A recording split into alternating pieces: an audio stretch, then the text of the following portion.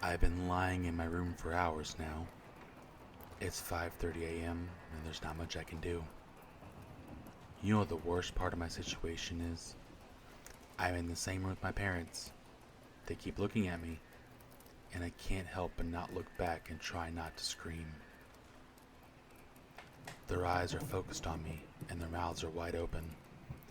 There's a strong scent of blood, and I feel so paralyzed with fear. Here's the thing. The second I make any hint I'm not asleep anymore, I'm screwed. I'll die. And there's nobody around to save me.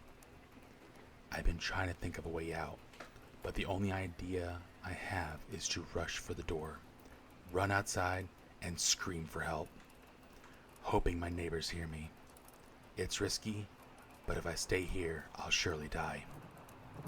He's waiting for me to wake up and see his masterpiece. You're probably wondering what's going on. I do get ahead of myself sometimes. About 3 hours ago, I heard screaming from the other side of the house. I got up and went to check the noise before I realized I had to use the restroom.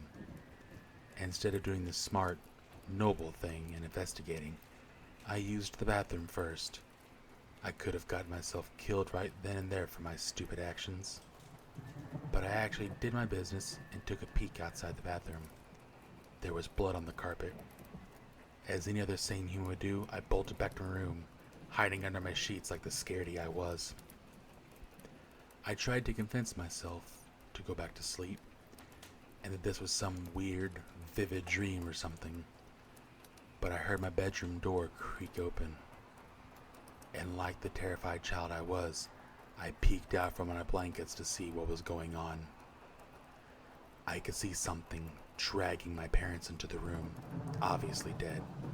It was not human, I can tell you that much. It was hairless, but with no eyes and no clothing.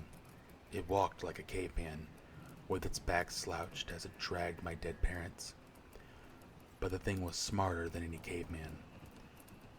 It propped my father against the edge of the bed and made him face me, and it sat my mother down in the chair and positioned her towards me as well. And then it started rubbing its hands along the walls, staining it with blood, drawing a circle with a devil's pentagram in it.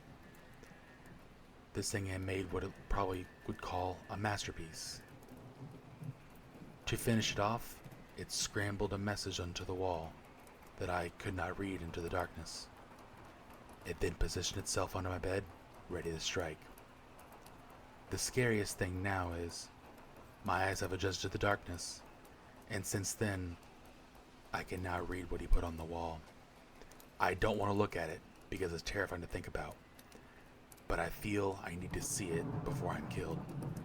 I peek at the creature's masterpiece. "I know you're awake," was written on the wall.